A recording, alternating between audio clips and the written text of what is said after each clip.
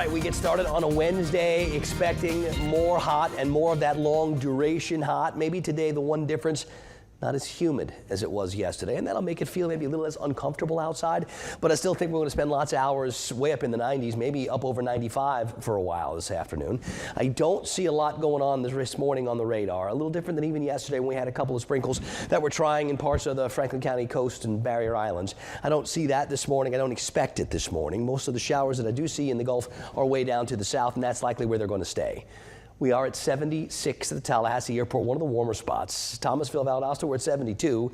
Now, I'd like to see those dew point numbers get a little bit lower. This air is going to dry out. That would be the first place we'd be able to see it. But right now, those dew point numbers are still 72 and 74, so the air is still a little icky, sticky, gross outside. And yeah, your glasses are still going to fog up when you step out of the AC. Marietta, Bainbridge, Camilla, all checking in at 73. Perry, Lafayette, and Live Oak all checking in at 72. Most of our locations are in that 72, 73 range. It's a little warmer for Quincy, 75, or Tallahassee and Apalachicola, where we have those 76s. Now, not a breezy morning, but there's a little bit going on to stir things up. So a couple of spots are seeing some pretty clear visibility, while places like Perry, visibility's down to 1 mile. So yeah, there's a little bit of patchy fog out there for us to put up with, and there will be for a little while. I don't expect any kind of widespread dense fog. The setup for today, just a little bit different than it's been. We'll go to the water vapor imagery, go to the upper part of the atmosphere, and we're looking for those orange colors. We can see some of it wrapping around the hurricane that's out there off the Atlantic coast. That's where some of this drier air in the middle part of the atmosphere is coming from for our region for today, and I think that's what's going to lower the humidity just a little bit. The driest air is way down to the bottom. That's where that's going to stay. But way up here to the north and west, there's a whole bunch of dry air. That's almost fall-feeling air across the middle of the country. Boy, would it be nice to get a little taste of this into our part of the country. It's a little early in the year to start hoping for that, but I think what happens over the next couple of days is we get this little boundary trying to push its way south. It will eventually stall across our area, as they commonly do in the summer months around here. But the more that can sag south, it'll do a couple of things for our forecast. First, it'll enhance our chances for some more afternoon showers and maybe some more unsettled, where we can get the showers at any time during the day. And I think that starts to get here tomorrow, but really takes over for Friday and Saturday. So I think by Friday and Saturday, our forecast does turn more unsettled. We can get more showers, and that'll slow the temperatures down. But maybe for early parts of next week, some of that drier air can mix this way, and maybe we can get just a little tiny break in some of the hot and some of the humid. So I'm starting to get some optimistic feels for maybe a little improvement in the forecast for next week. It's early yet. Today's only Wednesday. We're talking like next Monday and Tuesday, so we know things are going to change. But there's some optimism out there. So let's watch. We'll see how things evolve over the next several days.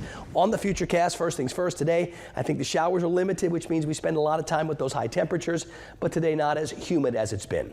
Then tomorrow, we start to see that boundary sink a little more to the south. We start to pick up some better chances for showers later in the day. That continues into especially Friday and Saturday, when those shower chances become maybe a little bit more numerous across the board. So we'll raise the rain chances by Friday and Saturday. Doesn't mean it's going to be a washout and everyone's weekend plans are going to get rained on, but it means there's better opportunities for more showers at more times during the day. And we're still only talking about scattered showers for the next few days. But I do think things are going to change a little bit from today to tomorrow, and especially to Friday and Saturday. And then we'll start looking to next week and see if some of that drier air indeed can get here. Let's talk tropics. Hurricane Erin, Category 2 storm this morning. Winds at 100 miles per hour, moving to the north-northwest at 13. So it's out there far enough away from the East Coast.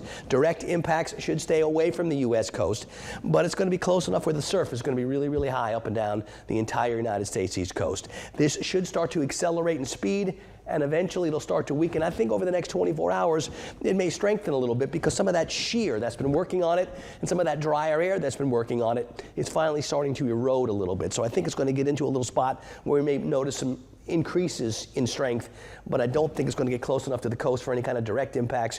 Maybe up towards the Outer Banks of North Carolina, some extra high swells, maybe some wind and some rain.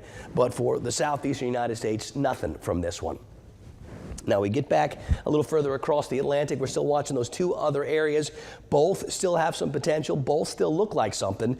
Neither one is developing rapidly. So we're still going to watch for the first one. That's a little closer to the islands, up to a 60% chance. And the second one, that's over towards the Cape Verde Islands, a 30% chance. Neither one right now giving me any pause for concern. But of course, we'll continue to update you and let you know what's going on. On the Gulf today, winds start northeast, then eventually start shifting towards the west as Hurricane Erin pulls farther and farther away. I think a little breezy for the boaters. We'll call it partly cloudy in the 70s this morning, partly cloudy, hot this afternoon. A lot of us are going to spend several hours in the mid-90s. Tonight it'll be more partly cloudy and more mid-70s. There can be some scattered showers. I'm not counting on very many, not today, but the chances increase a bit tomorrow and a bit more for Friday, for Saturday, and for Sunday. That doesn't mean it's going to rain all day, Friday, Saturday, and Sunday.